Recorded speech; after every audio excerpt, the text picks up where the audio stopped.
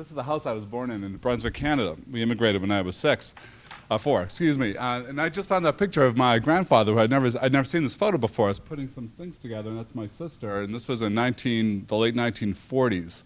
And Jim's from Maine. He'll tell you that the only two things that can grow in Maine are potatoes and blueberries. It gets worse if you go further into New Brunswick. So we moved when I was born, the youngest of 5 kids. My father was a stonemason, and my mother worked in a factory until she was 76. We lived in the Boston area. And then on the weekends, they would clean houses. And they didn't get beyond an 8th grade education. And let me go to the next one. So this is my immigration picture, which looks like I was run over by a car. It's just the stamp. My mother tells me I was never cuter than that moment. And then I only share this because I know what you're thinking, which is a rare guy who can pull off 2 kinds of plaid in the same outfit.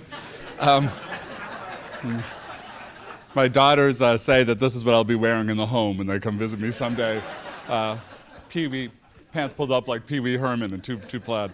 And then I'm going to go to this picture, which is our 2 daughters. Em on the left is a Rhodes Scholar. This is in front of Rhodes House at Oxford. And Hannah in the middle is a doctoral student here at Stanford. And this is my mother's father, my father-in-law, who also had a very similar background, didn't get beyond the 8th grade, was a stonemason like my father. They hit it off. And this was his first time with a passport at age 78.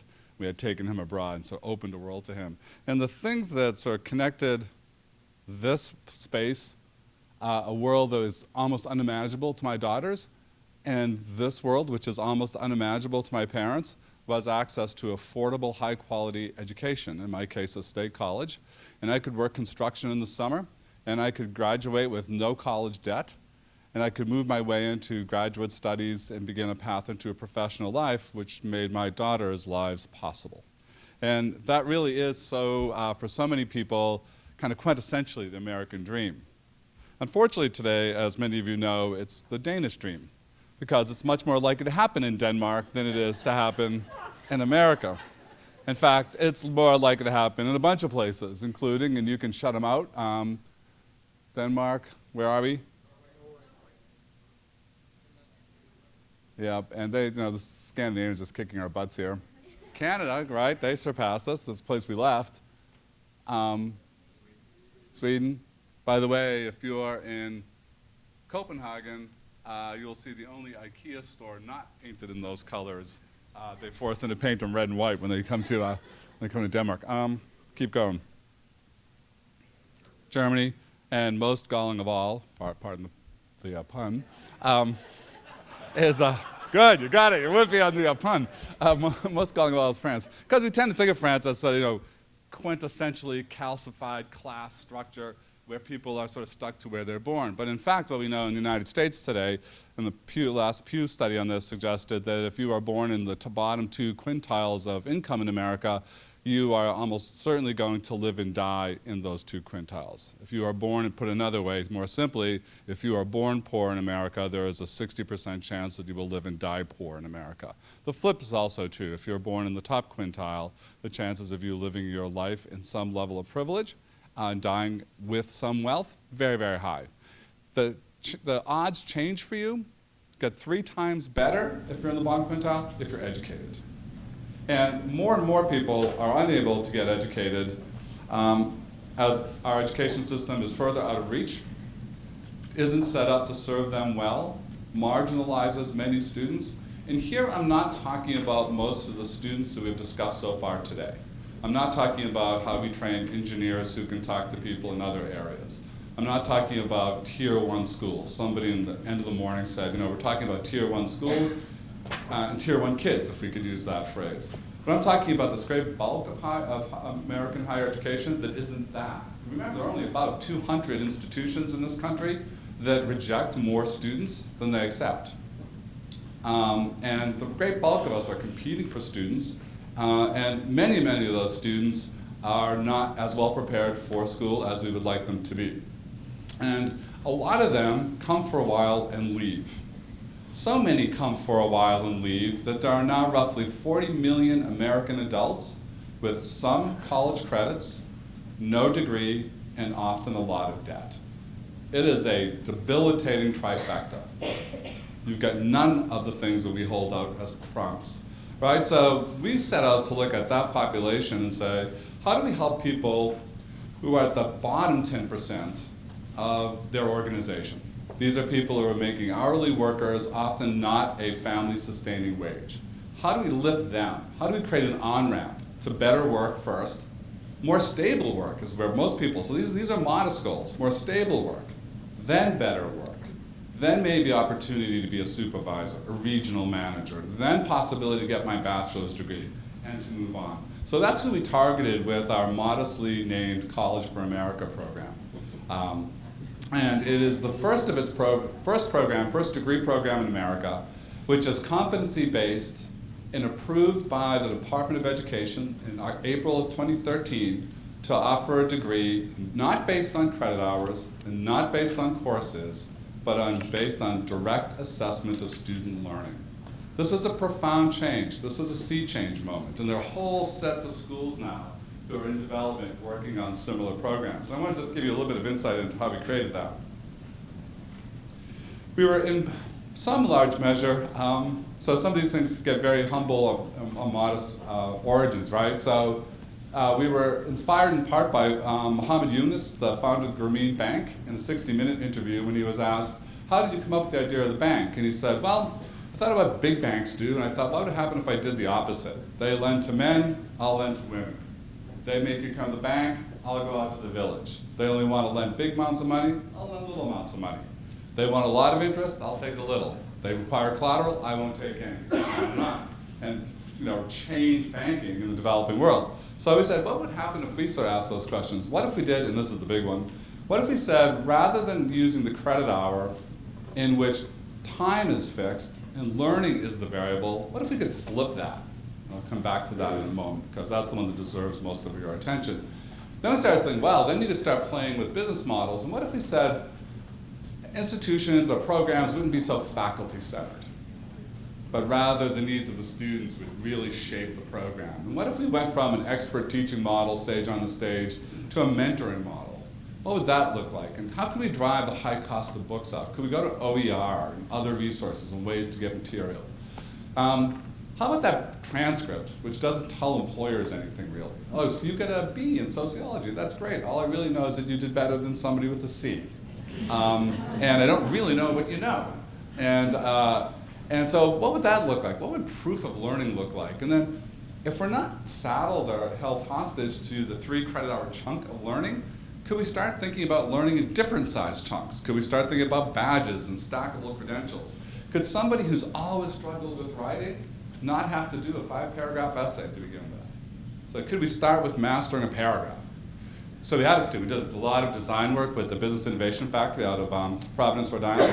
We did a lot of student upward design, and we had them go through some exercises, and this one woman said she did a paragraph, and we had a rubric, and we were just sort of playing with how this would work, and she said, I'm a writer. And I'm not thinking, oh baby, you are so not a writer yet. But she thought for the first time in her life that she was a writer, and she wanted to get to the next piece. This was a sea change moment, right? Where belief and emotion was a critical part of her persistence and grit. So we worked with all of this, but the one that sort of we come back to and is so critical is the credit hour. So the credit hour, as you know, was created by Carnegie as a way to figure out how to pay pensions to retired college faculty. And that's all it was intended to do, but it's become the Higgs boson particle that holds the higher universe together. It's the God particle, right? Because it tells us seat time, so it's really good at saying you sit for 50 minutes 3 times a week, and we'll count that up. So it's really good then at talking about program design. So I make them sit for X amount of times, we'll add up to this amount of times, and I can say they're at this degree level. And I can measure progression to completion. And I can measure satisfactory academic progress. Where are they? Are they sitting enough and frequently enough? I can measure faculty workload, right? I can say, no, in faculty, do you have a 4 credit hour class workload? I can do space allocation. Now, if I'm going to do this and I'm stuck with times, I got to think about how I'm going to sort of make my classrooms available. It then designs the calendar, but most importantly, It's the basis upon which we give out over $150 billion of federal financial aid award a year. It's the thing that locks us into the credit hour. It drives all of these definitions for things like what's satisfactory academic progress, what's the definition of educational activity, all of these things that we have to do. So it's really critical. That's the oxygen that keeps us animal breathing. What hangs out there outside the orbit and doesn't get a lot of attention is actual learning. So I can tell you how long they sat, not real good about what happened, not real good about what they know. Student needs makes it more complicated to think about delivery, scheduling, right? So we've as an industry, we've played with this. We've pushed the margins of this. But that makes it more complicated. Employer needs, not very much taken into this mix. And finally, new delivery models. How can we play with that? So when you flip it, as we did, when we say, okay, let's change this and say time doesn't matter, we could get our first graduate, Zach Sherman, who worked in the graveyard shift at a Conagra food plant in Troy, Ohio. He worked from midnight to 7 as a janitor, where they make a lot of Slim Jims in Troy, Ohio, 3 shifts a day. Someone's eating them. So he'd do all of that work, and then he'd go home, and he'd get on the system, he'd eat breakfast, and he'd be in our system all day long. So he treated it like a job. He was unencumbered. He had no wife or kids. He would work till it was time to grab some sleep, and then go back to work at midnight, and then get up and start it again 7 days a week. So he went from 0 credits to his associate's degree in under 100 days. And he did it for $1,250, because that's how much we charge. $2,500 a year, or $1,250 for every 6 months, all you can eat.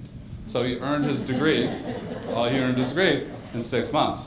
I will also argue that as important as the Zach speed to finish story are the stories of people who needed 2 years to finish the writing competency, because they struggled to be a good writer, and no way were they in a 16-week freshman comp course going to get there. And we don't give them a version of sliding by with the beat. So in a competency-based program, you demonstrate mastery through the completion of projects, and what you have to show is your mastery of 120 competencies. So no courses, no credits. People in these discussions, some of you will say, so when they get into this course, it's inevitable, right? It's how we think about the world. It's the Higgs boson project. Nope, that particle's gone. So what they do is they start working on clusters of competencies. And competencies are these 122 can-do statements. We have to be able to measure them. We assign rubrics to them so we know what we're looking at. So it's transparent to the student. This is what success looks like. This is what your faculty evaluator will be looking at when they look at your project. And you can see what it is. And sometimes people worry that competencies are too vocational, are simply low-level skills. But this is stuff about ethical reasoning. There's work in here about working in teams.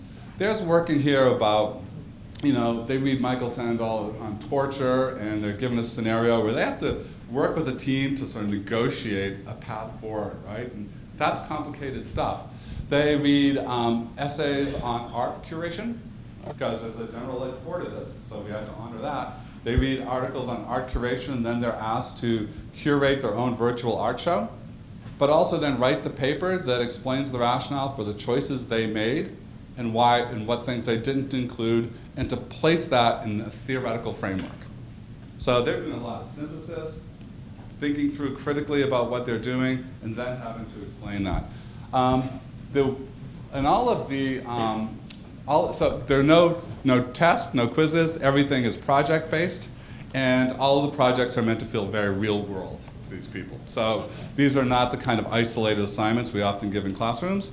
They resonate with the field of work. So this is the AA degree. The 120 competencies are grouped into 9 clusters. You can see content knowledge. Our first degree program was in business essentials. Foundational skills, math, writing, presentation, et cetera. And then across the top, these sort of soft skills, team working skills, the ability to give and take instruction, to defuse a difficult situation, et cetera, et cetera. In the next iteration of the program, the full BA, which is under review now, we'll move into healthcare, we'll move into communication studies. So we'll build these out as we go. And big employers signing on. So University of Pennsylvania Health Systems just signed on.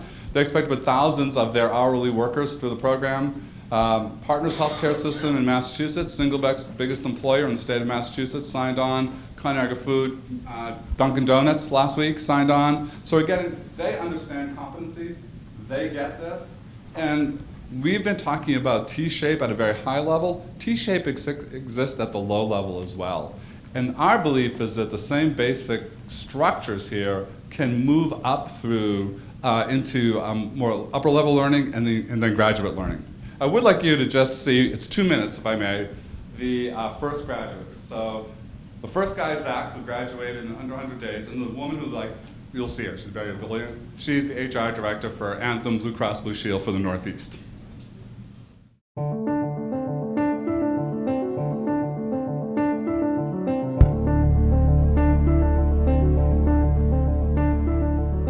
Hi, I'm Zachary Sherman. I'm the first graduate from College for America. I still don't know if it's hit me yet. It's exciting. I finally finished my college degree after 25 years of being out of school. It's my graduation night. I'm graduating from college, age 49. My parents are very excited. I work like 3 jobs at a time, so I'm really like going and being in a classroom for 4 to 5 hours was just too much for me on top of everything else, whereas I could be doing this program and cooking dinner at the same time. I built a lot of confidence in the program, and there was a lot of positive feedback as well. It pushes you when you have the positive feedback. I give a lot of the credit to my family for pushing me, encouraging me, telling me they were proud of me all the time, and I really wanted to be a good role model to them too, and personally, I want to do it for me too. Wow. Holy smokes, this is amazing. Knowledge and skills and abilities that are needed within the workplace, it's an absolutely amazing concept. I was a foster kid, so I don't really have I didn't have family to live with, so I had to support myself. So I had to work, and I always said that I'd go to school, but I never really had the time. And I decided that I'd start going so I could be a better person. Without sounding conceited, I'm really proud of myself. I'm glad, being one of the older ones, that I was one of the ones able to complete. Do you think this is going to change your life? I think it already has. College for America makes learning so hands-on and exciting. You don't have to wait for a class and have somebody else finish and wait for your grades. You can go and go and go until you finish. This is like revolutionary. I think this is going to be the way education is in the future. So that's what it is, and a lot more work to do. We're still learning a whole lot. We launched a year ago. We have some hundreds of students in it already. Every week, 2, 3, 4, 5 companies are signing on to say we want to be part of this. Piloting in Rwanda right now, in East Africa. Traveled to India with Secretary Kerry last summer, where there was a lot of interest because they can't build campuses. They have to find alternatives. They're having the same upskilling challenges that we are. So it's exciting, and there's a lot to learn still. Would love to have more people involved in it. So I'm going to put this down and go lay down next to George and put my head on his shoulder.